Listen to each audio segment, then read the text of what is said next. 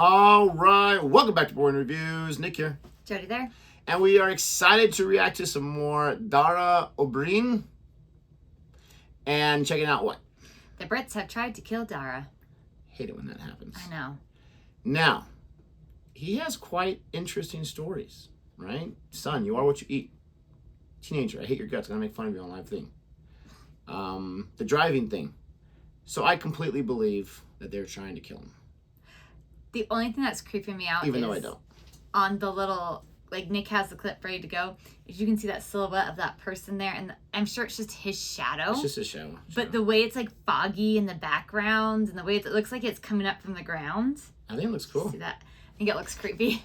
I'll keep it on here just for a second here before I start, so you can say, let us know if you think it's cool or not. I'm not saying it's not cool. It's just like the way it was when it was smaller. It was smaller because he hadn't expanded. And it just looked like a little like, I'm coming to get you. Absolutely. To kill him. Absolutely. Mm-hmm. Here we go. And who knows, we could have died at any stage. Oh my God. Except we could have died at one stage. There was one day. Sorry. I'm going to tell you a story and then let you get on with your lives. About the comic relief thing, right? Did the comic relief thing. Was at pains to point out that at no stage was this like, oh, we were pushed to the very limits of our endurance, and who knows, we could have died at any stage. Oh my God. Except we could have died at one stage. There was one day where they sent us down a section of river which was too fast. It was too high. It was just post the rains, and it was technically difficult. There are rapids that go around rocks, and there are rapids that go through trees, right? And the through trees ones are actually really dangerous because Jack D's boat, for example, got caught in it, got punctured by the trees, and he almost fell into the tree where he would have been trapped and drowned, and then they pulled him out at the last minute, right? And I was in another boat with another guy at the back, and it was our safety boat disappeared off, and we smashed into a tree. Both paddles were lost. At one stage, I am in the water of the river, pulling the boat along because the bloke with me was a British Olympic triple jumper who couldn't swim. So that was helpful. Let's say tickler behind it. And then we found ourselves in this quiet spot, surrounded by this thrashing water, all going this one way. And we're going, they can't come back up to us. What the hell are we going to do, right? We've got to, and we brilliantly decided, you know what, we'll just push ourselves off. We've no paddles or anything, but we'll push ourselves and we'll get carried down to the bottom. Because, you know, it's a log flume. And at some stage, halfway down, there'll be a flash, and at the bottom, we'll be able to buy a photograph of ourselves on a mouse mat looking petrified to shit. So we go down, we hit every tree on the way down. I get thrown from the boat again. I end up having to swim over to a tree which is sticking out of the water and grab onto it, this thin tree, and hold onto it. For 40 minutes, I'm holding onto this tree as the rapids are coming past me. For 30 minutes at least of which, I am trying to think of what the funny joke I will say is when I'm rescued. Because I felt I had a professional obligation as a comedian to have like a Bruce Willis quip ready. So then I get rescued, they pull me out of the water and I go, come in number 9, your time is up. And then I thought, maybe I shouldn't do that, just in case I do that, and they immediately go, Jack D is dead.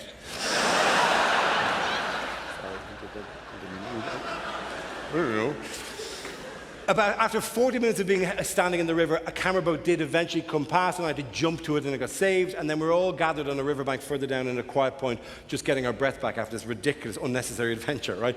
When I'm sitting talking to the sound man, he said, you were gone for an hour. You were missing. Your paddles are gone. At one stage, you have no boat for 40 minutes.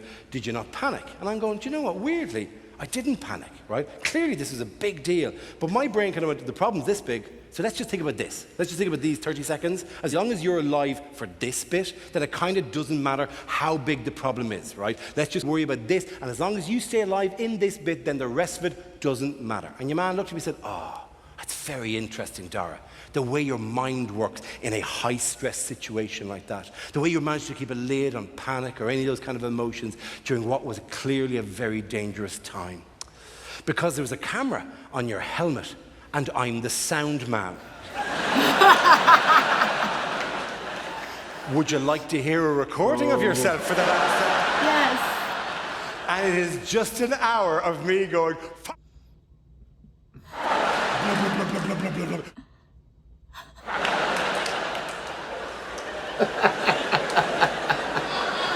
Oh man, that's hilarious. But anyway, they took a picture of me at that point, holding on, because there's a camera, so they got a long lens shot of me doing this. And they sent the picture back to the newspapers here in the hope that people would see this and go, it's not just like a jolly, they're genuinely doing some difficult, dangerous stuff. So, you know what, we'll donate more. And that's the way it works. Good for them. They do great work, right? However, they also sent the photo of me hanging onto this tree to the newspapers in Ireland. And they ran it big.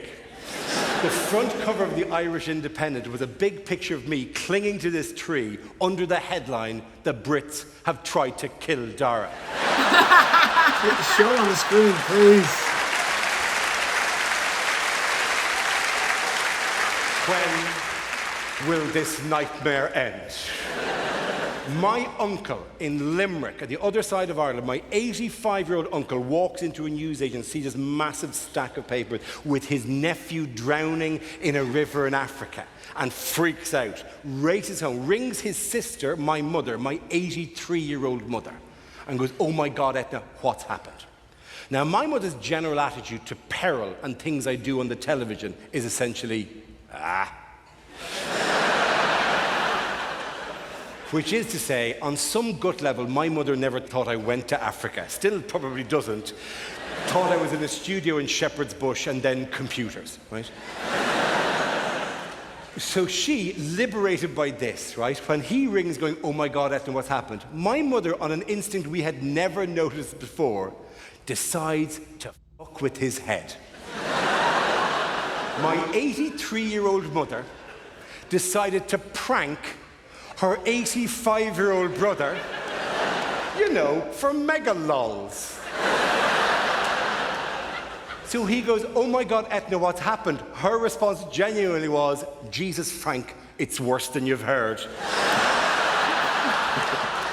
So now he is reeling, right? My sister's in the hallway going, "What are you doing?" Right? And she's there going,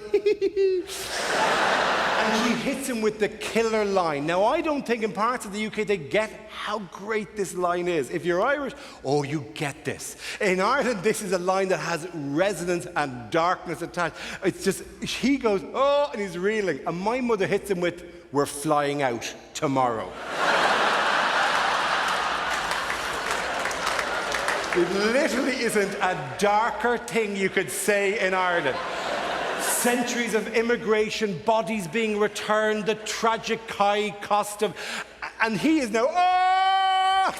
This poor image of his 83-year-old sister being rushed to Dublin Airport, right, to get an emergency flight. They're sweeping the rabbits off the runway. The plane takes off, it lands at Heathrow, she's transferred to the first flight to Africa, that takes off, it lands at Africa Airport, gets out. Africa Airport. Gets an internal flight from there to Zambia, then she gets out, and then there's like a twin prop plane that the flying doctors would use. She's bundled into this and then flown low over the Serengeti, buzzing along over the landscape till she finds a flat patch of ground near a hut, a shack, the medical centre. And this little Irish woman, 83 years old, wearing the same coat, holding the same bag that she's been travelling with for the last 36 hours, is walked through this alien landscape into this room where there's a large figure lying on a trolley. And they peel back and they say, "Can you identify the body?" And my mother looks and goes, "Is that Al Murray?"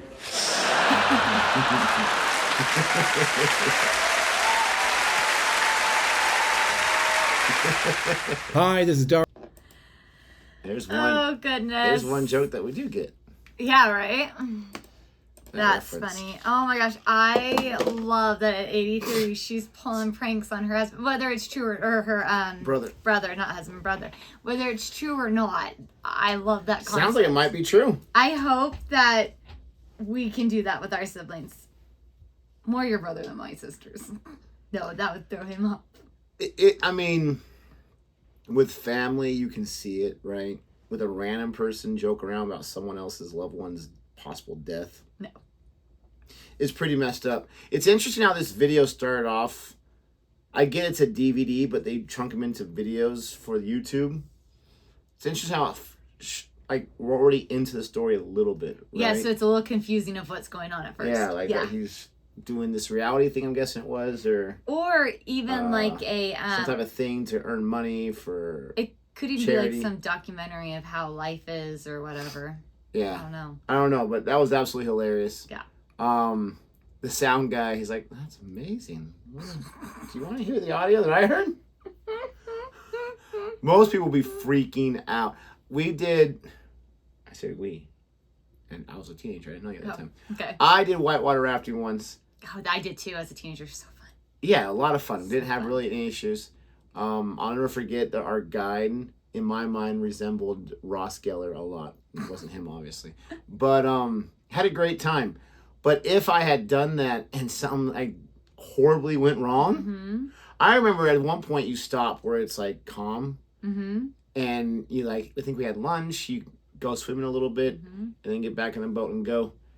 I remember getting out of the boat being nervous. I knew how to swim, but being nervous, I don't want to get away from the boat and get pushed on down the rapids, because when you're going on those rapids, there's rocks. You don't know what's below you, underneath in the water, if there's jagged rocks or whatnot. We went camping once, and you go down. We took the water rafting, and that was a lot of fun. But where we were staying, and it was like you put up your tent. But where we were staying, if you walked up just a little bit, you could actually just go. They made you wear a life jacket, which is good. But you could just go and just float down the river into this little loop where our tents and stuff were. But you had to stop there. You couldn't go past it, because then you would find yourself in some dangerous territory.